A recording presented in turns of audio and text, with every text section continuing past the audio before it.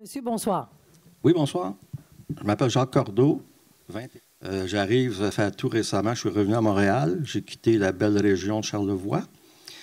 Et ici, j'ai abandonné mon auto en arrivant. Et je ne veux pas passer pour un dogmatique ou un extrémiste, mais je ne veux même pas questionner les nuances dans le projet. Moi, c'est non. Je veux conserver ce boisé.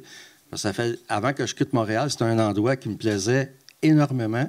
C'est un boisé qui est presque luxuriant, le mot n'est pas trop fort. C'est dru, ça capte du CO2 à la tonne.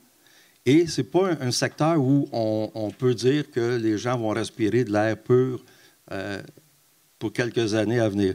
Donc, comme le monsieur a dit, à propos du chien qu'on veut tuer, puis on dit, effectivement, moi, j'aimerais vous rappeler une époque que les moins de 40 ans n'ont pas connue. À l'époque du parc Thomas-Chappet, aussi, on y trouvait beaucoup de bobos. Les gens se sont mobilisés, l'ont sauvé. C'est un joyau du quartier maintenant.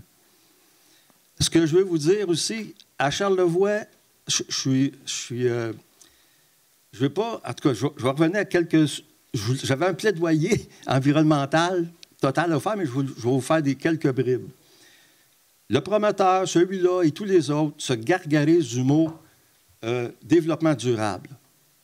Le développement durable est très mal compris par ces gens-là parce que la vraie version, ça vient du rapport Brundtland des années 89-90, il était discuté de soutenable. Donc, durable, pour eux autres, ça veut dire on continue notre durée d'exploitation et de destruction de la planète. C'est durable. Soutenable vient sous-entendre, avec toutes les nuances voulues, soutenable, le projet, est-ce qu'il est soutenable au plan biodiversité, au plan de l'avenir de nous et de nos enfants? C'est comme ça qu'il faut penser le soutenable et le durable. J'ai quitté, malheureusement, vous m'avez parlé que ça a été développé, le projet, en 2012. Malheureusement, je ne l'ai jamais vu passer. Puis à chaque fois que j'allais voir ce beau boisé-là, je n'ai jamais vu de pancarte annoncée à vendre ou projet ou quoi que ce soit. Sinon, je vous le dis, là, sans pudeur, j'aurais coupé la pancarte. Donc, ça m'a échappé. Et ensuite, au PCM, en 2017, il m'a échappé aussi parce que j'étais à Charlevoix.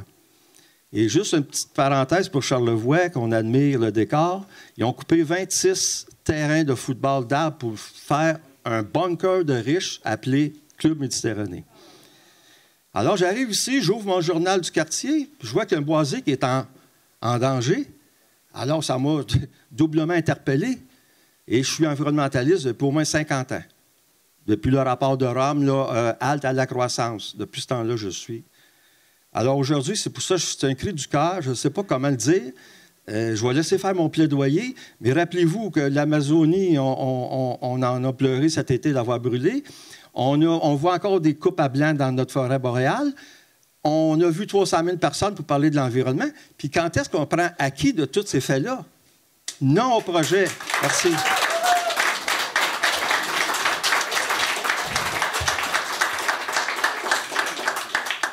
Merci pour ce que vous appelez votre plaidoyer, monsieur. Puis vous savez qu'avec l'adresse de Mme Tocheva, ça nous fera aussi plaisir de recevoir vos autres arguments parce que vous aviez quand même une tablette assez épaisse. Alors, si vous avez d'autres choses à nous dire qui dépassent les 3 minutes, on va le recevoir par courriel. Je vous remercie beaucoup.